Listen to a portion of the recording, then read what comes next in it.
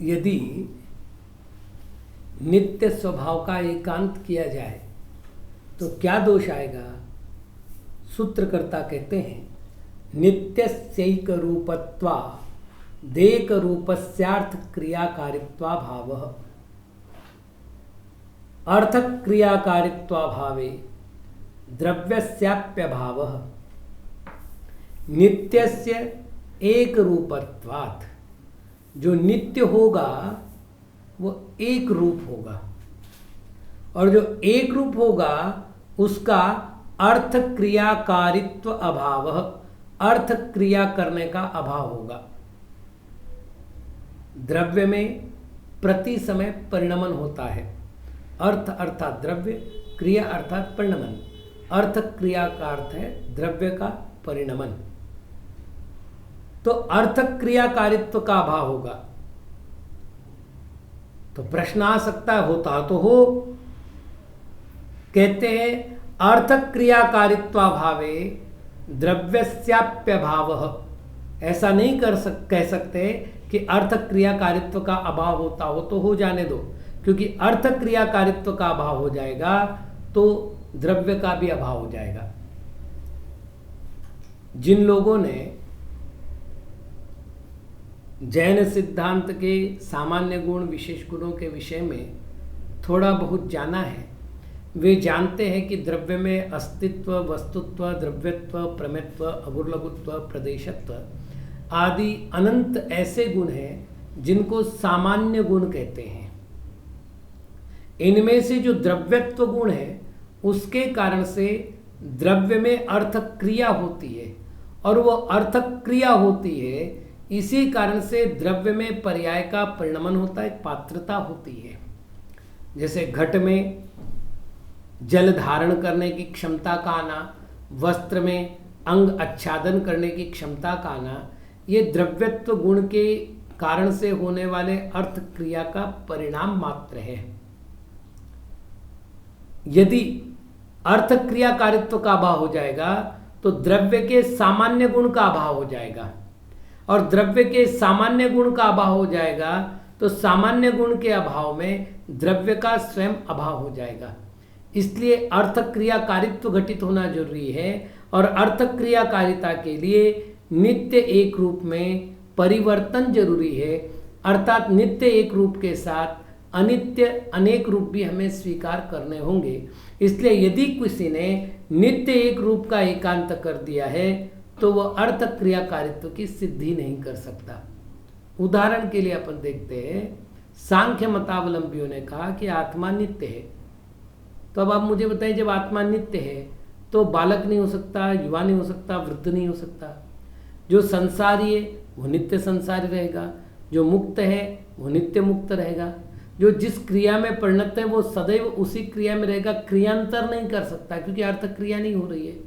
इस प्रकार से द्रव्य उपलब्ध नहीं होता, इसका अर्थ द्रव्य का अभाव हो गया। तो इसीलिए सर्वथा नित्य पक्ष स्वीकार नहीं किया जा सकता। तो यदि कोई नित्य पक्ष के भय से, अर्थात नित्य पक्ष में आने वाले दोषों के भय से अनित्य पक्ष का एकांत करे, जैसे बौद्धों ने किया, तो क्या वह सत्य है? तो आचार्य महाराज उत्तर देते हैं, अनित्य पक्षेपि निरन्वयत्वात् अर्थ क्रियाकारित्वाभावः अर्थ क्रियाकारित्वाभावे द्रव्यस्याप्यभावः। अन्वय सहित अनेक पर्यायों में जो ध्रुवत्व कायम होता है उस ध्रुवत्व को अन्वय कहते हैं। जैसे शिवक, छत्रक, स्थास, कोस, कुशुल, घट इत्यादि में मिट्टी का अन्वय है। मतलब शिवक भी मिट्टी रूप है, छत्रक भी मिट्टी रूप है, स्थास भी मिट्टी रूप है, कोस भी मिट्टी रूप है, कुशल भी मिट्टी रूप है, घट भी मिट्टी रूप है। तो मिट्टी मिट्टी मिट्टी मिट्टी है का जो संबंध चल रहा है वो संबंध है अन्वय संबंध। यदि अनित्य पक्ष को अंगीकार किया जाएगा तो अनित्य पक्षेपि निरन्वयत्वात् अन्वयपने का अभाव हो जाएगा, अर्थात द्रव्य में अन्वयपना नहीं रहेगा। और जब अन्वयपना नहीं रहेगा तो परिणमन किसका? उदाहरण के लिए, मैं था, मैं हूं, मैं रहूंगा। मैं बालक था, मैं युवा हूँ, मैं वृद्ध बनूंगा। तो इसमें मैं का अन्वय चल रहा है। यदि इसमें से अन्वय निकाल दिया जाए और केवल कहे बालक, युवा, वृद्ध, तो कौन? बिना अन्वय के द्रव्य में परिवर्तन संभव नहीं है। परिणमन तभी संभव है जैसे किसी को चलना हो तो एक पैर उसको स्थिर करना पड़ेगा और दूसरे पैर को उसको चंचल करना पड़ेगा, तभी उसका चलना संभव है। यदि वो दोनों पैर उठाने की बात करें तो चलना संभव नहीं, दोनों पैर को स्थिर करे तो चलना संभव नहीं। तो यदि सर्वथा नित्य माने तो क्रिया संभव नहीं, सर्वथा अनित्य मानेंगे तो क्रिया संभव नहीं। तो द्रव्यार्थिक नय से नित्य मान करके, पर्यार्थिक नय से अनित्यता को स्वीकार करके द्रव्य में परिणमन को सिद्ध किया जा सकता है। तो अनित्य पक्षे भी, अनित्य पक्ष में भी निरन्वयत्वात्, अन्वय का अभाव होने से अर्थ क्रियाकारित्व अभाव। फिर वही प्रश्न आएगा, हो जाए तो हो जाए दो अर्थ क्रिया का अभाव। कहते नहीं हो सकता, क्योंकि अर्थ क्रियाकारित्व का अभाव होने पर द्रव्य का भी अभाव होता है। ये पहले भी कह चुके थे। टिप्पणकार कहते हैं निरन्वयत्वात्, निर्द्रव्यत्वात्, निरन्वय होने से अर्थात द्रव्य के संबंध से रहित होने के कारण। अब यहां पर भी हमें सप्तभंगी लगानी है। स्यात् नित्य, स्यात् अनित्य, स्यात् नित्यानित्य, स्यात् अवक्तव्य, स्यात् नित्य अवक्तव्य, स्यात् अनित्य अवक्तव्य, स्यात् नित्य अनित्य अवक्तव्य। एकांत की बात करेंगे तो चार पक्ष बनेंगे। स्यात् नित्य पक्ष, जैसा कि आप्तमीमांसा में दिया है, सर्वथा नित्य पक्ष, सर्वथा अनित्य पक्ष, सर्वथा उभय पक्ष और सर्वथा अवक्तव्य पक्ष। इन चार मतों का खंडन करने के लिए नित्य अनित्य की सप्तभंगी स्थापित करके उससे वस्तु व्यवस्था का निर्धारण करना चाहिए। आगे एक स्वरूपस्यैकान्तेन विशेषाभावः सर्वथैक रूपत्वात्, विशेषाभावे सामान्यस्यापि अभावः। एक स्वरूपस्य एकांतेन, यदि द्रव्य एक स्वरूपी है ऐसा एकांत किया जाता है तो विशेषाभाव, विशेष का अर्थ होता है पर्याय। तो क्या होगा? विशेष का अभाव हो जाएगा। क्यों? सर्वथा एक रूपत्वात्, क्योंकि द्रव्य सर्वथा एक रूपी होगा, उसमें किसी प्रकार की नवीन पर्याय की उत्पत्ति नहीं होगी। क्योंकि पर्याय की उत्पत्ति के लिए पर्याय में उत्पाद व्यय होगा, उत्पाद व्यय होगा तो व्यय वाली एक पर्याय हुई, उत्पाद वाली दूसरी हुई। और यदि दो मानते हैं या काल क्रम मानते हैं तो आपका एक स्वरूपपना बाधित होता है। इस प्रकार से विशेष का अभाव हो जाएगा क्योंकि आपने सर्वथा एक रूप मान लिया। कोई कहे ठीक है मान लो कि विशेष का अभाव हो जाए तो हो जाए, तो कहते नहीं, विशेषाभावे सामान्यस्याप्यभाव, विशेष का अभाव होने पर सामान्य का अभाव है। अभी हमने पिछले सूत्र में ही एक उदाहरण लिया था। स्थास मतलब शिवक, छत्रक, स्थास, कोश, कुशुल, घट, ये हुई मिट्टी की पर्यायें और उसमें द्रव्य रूप, अन्वय रूप मिट्टी विराजमान है। अब यदि हमने ये कह दिया कि एक स्वरूप का ही एकांत हम स्वीकार करेंगे, अर्थात वस्तु को अनेक स्वरूप स्वीकार नहीं करेंगे, तो क्या होगा? स्थास नहीं हो पाएगा, कोश नहीं हो पाएगा, कुशुल नहीं हो पाएगा, घट नहीं हो पाएगा, क्योंकि मिट्टी मिट्टी रहेगी। और यदि आप कहो कि रहने दो मिट्टी मिट्टी, तो भाई स्वतंत्र मिट्टी तो मिलती नहीं, क्योंकि मिट्टी किसी न किसी पर्याय से युक्त होकर के ही प्राप्त होती है। तो जब पर्याय नहीं रहेगी तो द्रव्य का भी अभाव हो जाएगा, इस प्रकार सामान्य का भी अभाव हो जाएगा, अर्थात द्रव्य रूप का भी अभाव हो जाएगा। यहाँ टिप्पण में विशेष का अर्थ दिया है शिवक, छत्रक, स्थाश, कोश, कुशुल, घटादि विशेष। यहाँ एक श्लोक भी आया है, निर्विशेषम हि सामान्यम भवेत् खर विषाणवत् सामान्य रहितत्वाच्च विशेषस्तद्वदेव ही। निर्विशेषम सामान्यम, निर्विशेषम विशेष से रहित, ऐसा जो सामान्य है वो खर विषाणवत भवेत, गधे के सिंह के समान होता है। गधे को सिंह नहीं होते। तो अभाव बताना हो तो हम उदाहरण देंगे न्याय में, खर विषाण, आकाश कुसुम, वंद्यासुत आदि। तो यहाँ कहा कि सामान्य हो और विशेष नहीं हो। यदि कोई ऐसे सामान्य की कल्पना करता है तो वह गधे के सिंह की कल्पना करने के समान है। और सामान्य रहितत्वात् विशेष, सामान्य रहित होने पर विशेष भी तद्वत एव ही, उसी के समान है। उसी के समान है, खर विषाणवत, गधे के सिंह के समान है। इसका अर्थ क्या हुआ कि सामान्य से रहित विशेष और विशेष से रहित सामान्य, इन दोनों की प्राप्ति नहीं होती। अगला सूत्र है, अनेक पक्षेपि तथा द्रव्याभावो निराधारत्वात् आधाराधेया भावाच्च। कोई एक स्वरूप का एकांत करने पर विशेष का अभाव होता है, ये तर्क सुनने के बाद ये कहे कि हम तो अनेक पक्ष को स्वीकार करते हैं, अर्थात द्रव्य एक स्वरूप नहीं है, द्रव्य अनेक स्वरूप है, ऐसा करते हैं। तो आचार्य महाराज कह रहे हैं अनेक पक्षेपि, अनेक पक्ष में मतलब अनेक पक्ष का एकांत करने पर भी तथा द्रव्याभावो, उसी प्रकार द्रव्य का अभाव होता है।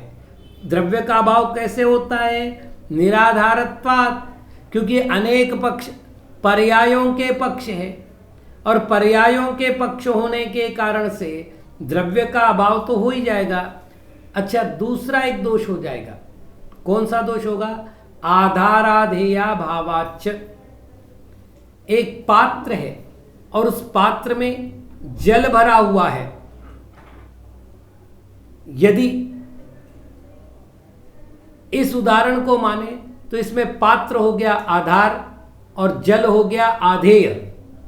यदि हमने आधार और आधेय इन दोनों के संबंध को बना रखना है तो द्रव्य और पर्याय इन दोनों के संबंध को स्वीकार करना होगा।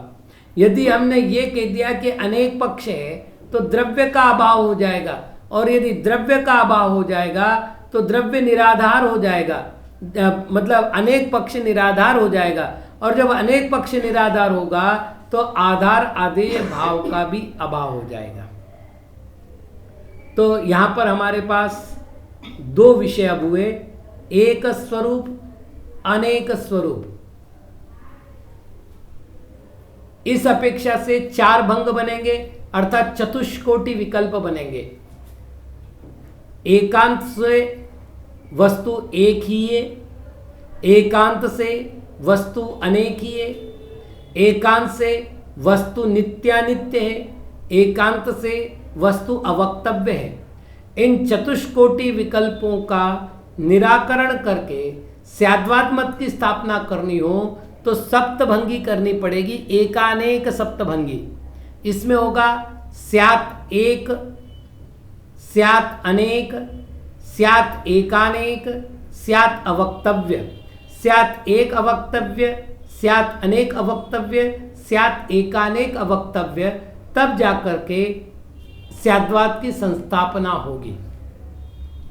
अब अगला विषय भेद पक्ष। भेद पक्षेपि विशेष स्वभावानां निराधारत्वादर्थ क्रियाकारित्वाभावः। अर्थ क्रियाकारित्वाभावे द्रव्यस्याप्यभावः।